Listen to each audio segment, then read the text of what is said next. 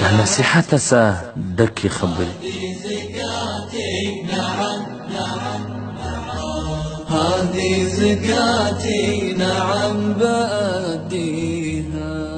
حضرت عبدالله ابن عباس رضی الله عنه فرمائی چې نبی کریم صلی الله علیه وسلم وفرمایل چې کوم سړی کار کوي، روزي ګټي، حلاله نفقه ګټي او ماښام نه دی ستړی سوی وي، نو د دغه ستړیا د وجې څخه الله جل جلاله د ده مغفرت کوي.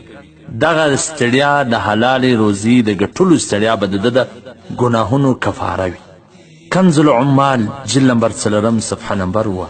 حضرت علی رضی الله تعالی عنه د نبی کریم صلی الله علیه وسلم ارشاد نقل کوي چې کوم څوک حلال روزي، حلال ګټه حاصلولو باندې تکلیف او مشقت پورته کوي، نو الله جل جلاله و دې ته ډېر د قدر په نظر ګوري.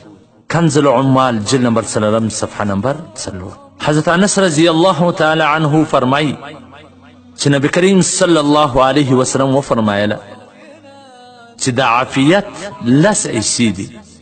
د عافیت 10 حصې دي. 9 حصې چې کومې دي هغه د معاشیت په طلب کې دي او دا یوه حصه په دا نور شان کې. کنز العمال جلد نمبر 4 صفحه نمبر 6.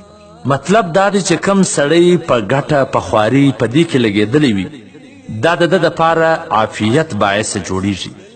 هسې بېکاره کښېنستل، بېکاره ګرځېدل، وخت ضایع کول، دا بعضې اوقات سړی په ګناه کې مبتلا کی او په لغو کارونو کې مبتلا کی. نو کم سړی چې په کار کې مشغوله وي، په خپله مزدوري لګیا وي، په خپله نوکري لګیا وي، نو دغه د دغه پاتو شیانو څخه د حفاظت یو ذریعه وي.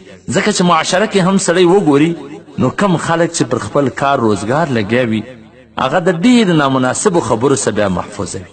تاجر به جنت ته څنګه ځي؟ صفحه نمبر 15.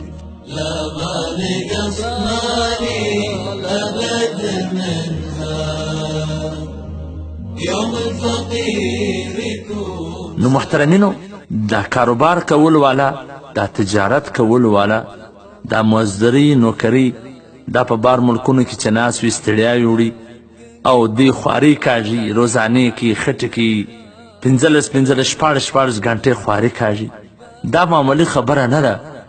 الله جل جلاله و دې ته ډېر د قدر په نظر سره ګوري.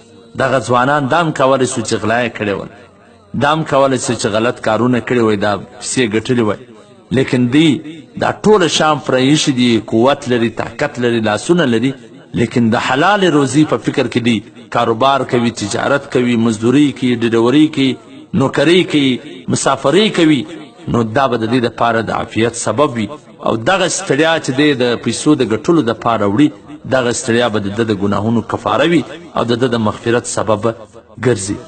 والسلام. د مولوي عبدالرحمن صمیم صاحب د نشراتو څخه منتخبي ویناوي.